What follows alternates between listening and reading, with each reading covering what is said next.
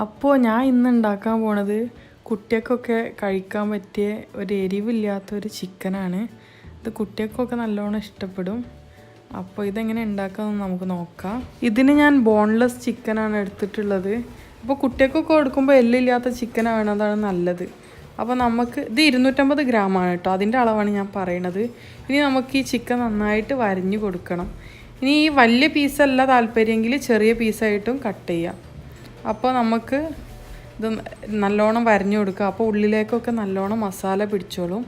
ഇനി നമുക്കിത് എങ്ങനെ റെഡിയാക്കാമെന്ന് നോക്കാം. ഞാനിതിന് ഒരു ചെറുനാരങ്ങ എടുത്തിട്ടുണ്ട്.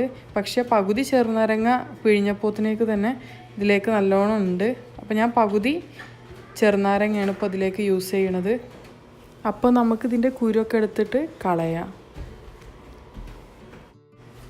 ഇതിലേക്ക് ഇനി 2 സ്പൂൺ ഒലീവ് ഓയിൽ ഞാൻ ചേർത്ത് കൊടുക്കുന്നുണ്ട്.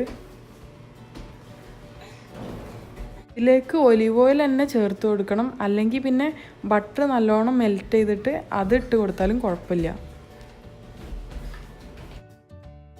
ഇനി നമുക്ക് ഒരു 1/2 സ്പൂൺ ഇഞ്ചി വെളുത്തുള്ളി പേസ്റ്റും കൂടെ ആഡ് ചെയ്ത് കൊടുക്കാം. ഇത് ഒറിഗാനോ ആണ്. ഇതും ലേശം ഇതിലേക്ക് ഇട്ട് കൊടുക്കണം. അപ്പോൾ പ്രത്യേക ടേസ്റ്റും സ്മെല്ലൊക്കെ ഉണ്ടാവും. അപ്പോൾ ഇതില്ലെങ്കിൽ ഇത് ഉപയോഗിക്കണ്ട. ഇതുള്ളവരിത് കുറച്ചിട്ട് കൊടുക്കുക. ലേശം മതി, കൂടി പോവരുത്. ഇനി നമ്മൾ ചെറിയൊരു എരിവിനും ടേസ്റ്റിനൊക്കെ വേണ്ടി കുറച്ച് കുരുമുളക് പൊടിയും കൂടെ ചേർത്ത് കൊടുക്കണം. എരിവിനനുസരിച്ച് എത്ര വേണമെങ്കിലും ചേർക്കാം. ഞാൻ ഇവിടെ കുറച്ച് ചേർത്ത് കൊടുത്തിട്ടുണ്ട്.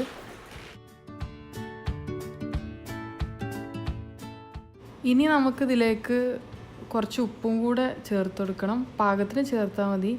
ഞാനിവിടെ ഒരു 1/2 സ്പൂൺ ഉപ്പ് ചേർത്തിട്ടുണ്ട്.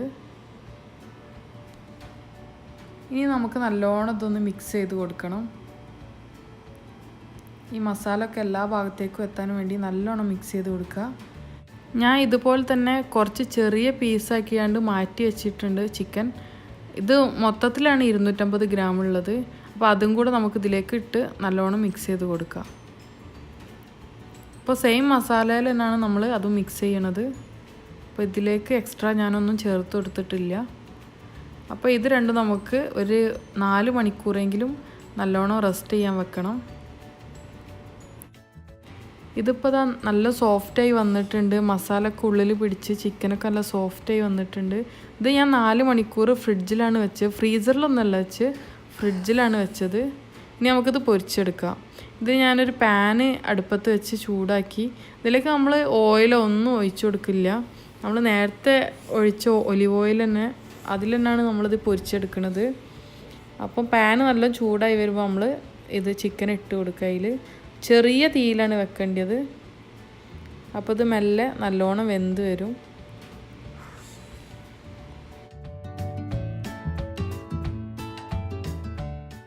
ഇപ്പോൾ ചിക്കനിൽ നിന്ന് വെള്ളമൊക്കെ ഇറങ്ങി വന്നിട്ടുണ്ട്. നിങ്ങൾക്കിത് മൂടി വെക്കണമെങ്കിൽ മൂടി വെച്ച് വേവിക്കാം. ഞാനിപ്പോൾ അങ്ങനെ വേവിക്കണില്ല. ഞാൻ തുറന്ന് വെച്ചിട്ടാണ് വേവിക്കണത്. കുറച്ച് ഡ്രൈ ആയി കിട്ടാനും വേണ്ടിയിട്ടാണ്.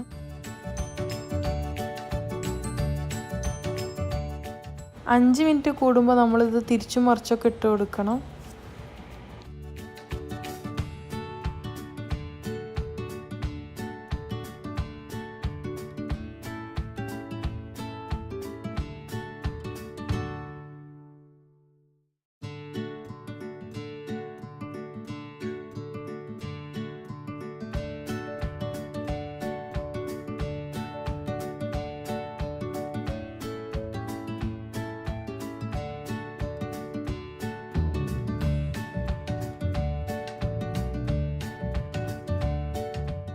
ഇത് ഇപ്പോൾ റെഡി ആയിട്ടുണ്ട്. നമ്മൾ കുറച്ച് തിരിച്ചും മറിച്ചൊക്കെ ഇട്ട് നന്നായിട്ട് വേവിച്ചെടുത്തിട്ടുണ്ട്. ഈ കളറൊക്കെ ആകുമ്പോഴാണ് നമ്മൾ എടുക്കേണ്ടത്. മൂടി വെച്ച് വേവിക്കുകയാണെങ്കിൽ പെട്ടെന്ന് തന്നെ വെന്ത് കിട്ടും. ഞാനിത് ഇങ്ങനെ കിട്ടാനും വേണ്ടിയിട്ടാണ് മൂടി വെക്കാതെ തിരിച്ചും മറിച്ചൊക്കെ ഇട്ട് വേവിച്ചത്. പെട്ടെന്നായി കിട്ടാൻ മൂടി വെച്ചാൽ മതി വേഗം. ഇപ്പം നമ്മളെ ചിക്കൻ റെഡി ആയിട്ടുണ്ട്. ഇതിന് നമുക്ക് കോരി ഒരു പ്ലേറ്റിലേക്ക് മാറ്റാം.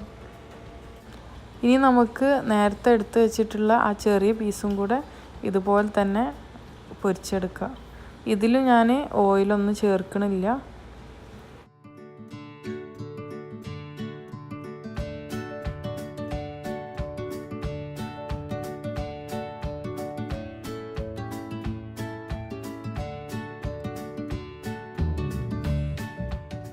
ഇങ്ങനത്തെ ചെറിയ പീസായിട്ട് നമ്മൾ പൊരിച്ചെടുക്കുകയാണെങ്കിൽ പെട്ടെന്ന് തന്നെ വെന്ത് കിട്ടും.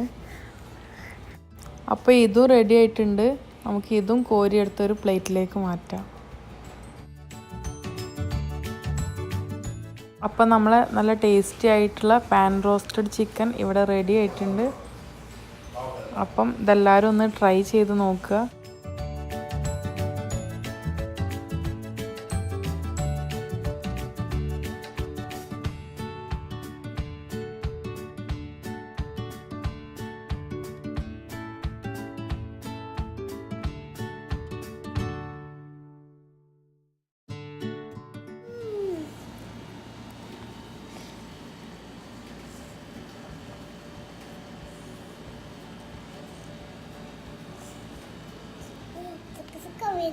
Suka-suka minum.